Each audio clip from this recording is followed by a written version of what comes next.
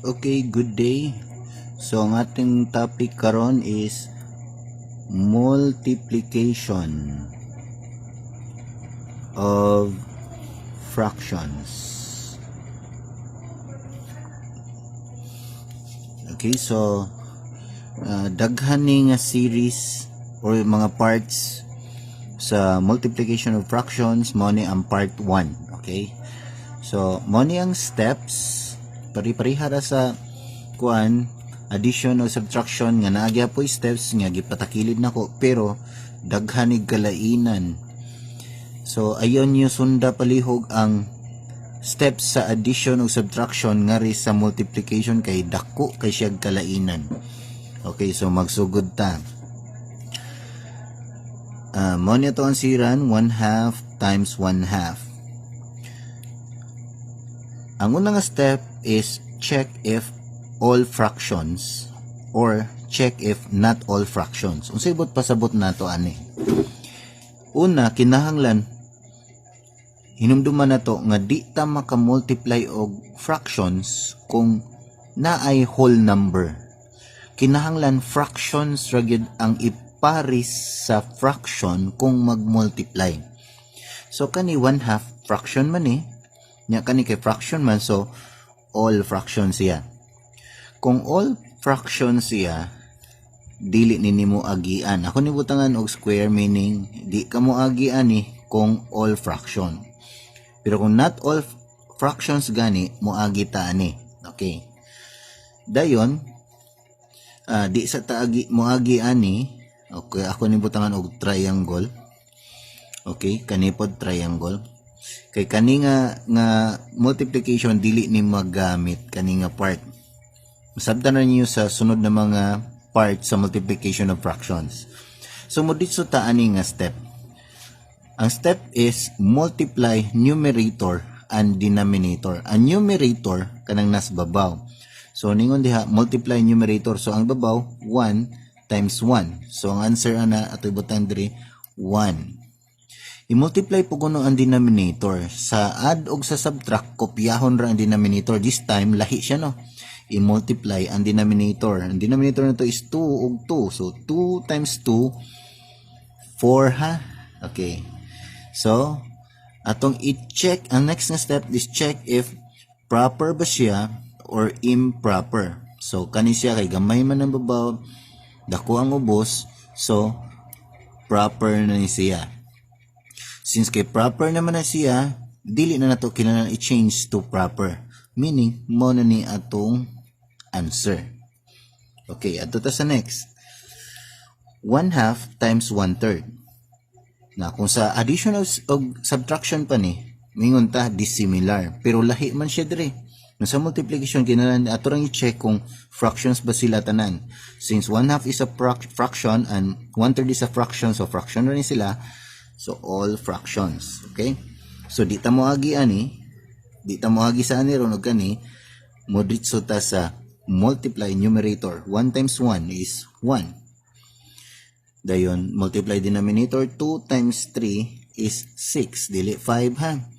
Okay, since babaw is gamay, ang ubos dako, meaning proper na ni siya. So, muna ni atong answer.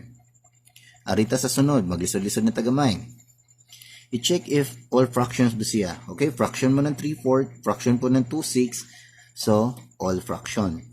Pero, this time, muagi ta sa i-lowest term na to, pinagi sa GCF. Unsa nang i-lowest term? I-lowest term na to daan. So, di pa ta mag-multiply, mag-lowest term na ta. Okay. So, ang lowest term gani, iparis na itong babaw ug ang ubos. So, ako na suwayan ang 3/4. Di ba? Kinumdum mo kung maging ana ta. 3/4. Dahil nga na, unsay maka-divide nila. Di man ni ma-divide og 2 kani. So, mo ditso ta, ma-divide ba nig 3? Yes, pero kani di ani ma-divide og 3. Kung nakakita mo sa video saan pagpangita sa GCF, nakasabot mo sa akong gibot pasabot. So, dili na ito iparis si 3 og si 4.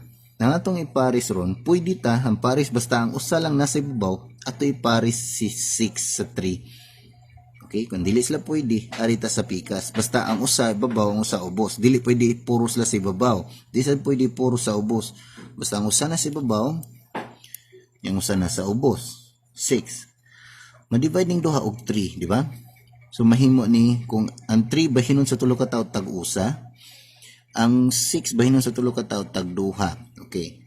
So okay na ni, manataan ni. Arita sa 2 na pod.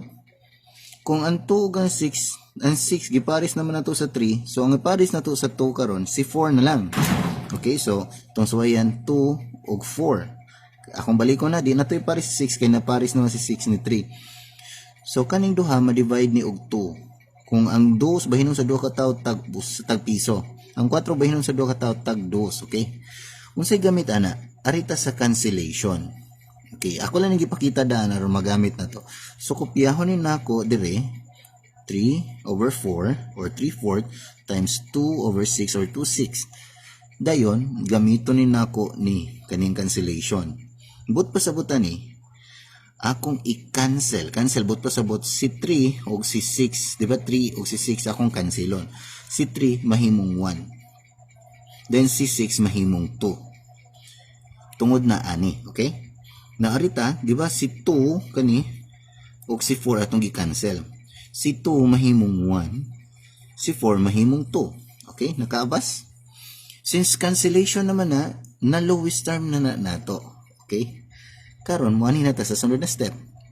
Ang bagong numerator ani diri kay 1 na, ang bagong denominator diri kay 2. Ang bagong numerator dinhi kay 1, ang bagong denominator diri kay 2. So ang atong i-times nga numerator is 1 times 1, which is 1.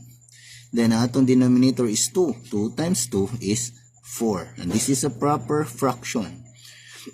And meaning mo na atong answer. Okay, arita. Paspas ra ko, comment lang sa ubos sa all fractions, di ba? Fraction maning duha. So, mag-lowest term ta. Si 3 ug si 5 dili na ko pwede maparis. Kung inyo nang gisuwayan sa GCF, di gid siya maparis. So, ang akong parison karon kay si 3 ug si 12. 3 ug 12. Kaning duha ma-divide na og 3.